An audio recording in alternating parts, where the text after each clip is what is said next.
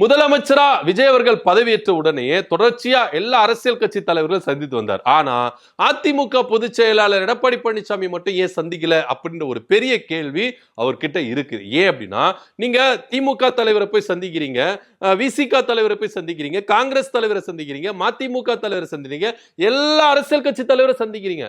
அதிமுக தலைவர் பொதுச் செயலாளர் ஏன் போய் சந்திக்கல? சி.வி. சண்முகத்தை சந்திக்க தெரிஞ்ச உங்களுக்கு எடப்பாடி பழனிசாமி தானே பொதுச் செயலாளர், அதிமுக அவர் தானே தலைவர், அவரை போய் சந்திச்சிருக்கலாமே, ஏன் சந்திக்கல அப்படின்ற ஒரு கேள்வி எல்லார் மத்தியிலும் இருக்கு.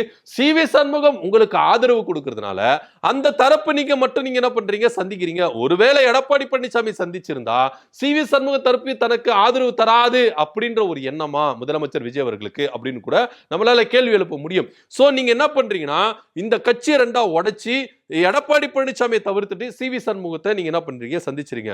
சோ விஜய் அவர்களுக்கு இது பாராபட்சம் இல்லை அப்படின்னா இரண்டு பேரையும் நீங்க சந்திச்சிருக்கணும். சி.வி. சண்முக தரப்பையும் சந்திச்சிருக்கணும், எடப்பாடி பழனிசாமி சந்திச்சிருக்கணும். ஆனா நீங்க என்ன பண்றீங்க, ஒருத்தரை விட்டுட்டு ஒருத்தரை சந்திக்கிறது தான் இங்க பெரிய கேள்விக்குறியா இருக்கு.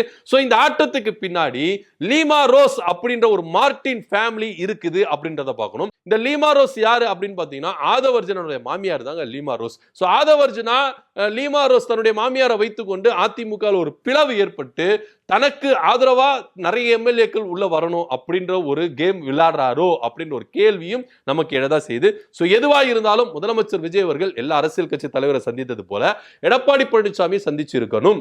திருமாவளவன் அவர்களும் சொன்னாரு, போய் சந்திங்க அப்படின்னு சொன்னாரு. ஆனா விஜய் அவர்கள் எடப்பாடி பழனிசாமியை தவிர்த்துட்டு சி.வி. சண்முக குரூப்பை என்ன பண்ணிருக்காரு, இப்ப சந்திச்சிருக்காரு. இது ஒரு பெரிய சர்ச்சையா எழும்பி இருக்கு. இதை பத்தியோட கருத்து அப்படி கீழே கமெண்ட் பண்ணுங்க. நன்றி, வணக்கம்.